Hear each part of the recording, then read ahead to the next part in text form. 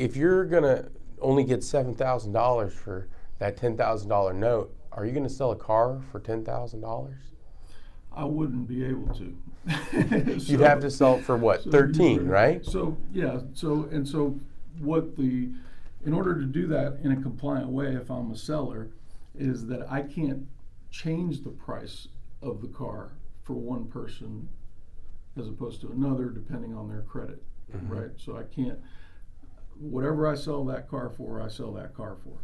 And so what you see in the auto industry is you see a certain group of car lots that have higher prices on their cars, and then you see a certain group of car lots that have lower prices on their cars.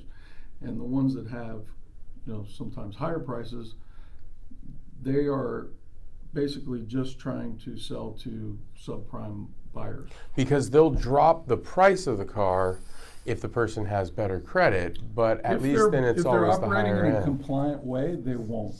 They do it the same everywhere. Drop the price, regardless of the credit. And so essentially the person's paying probably a less good interest rate in addition to a higher price for the same product, and that's a common trend you see.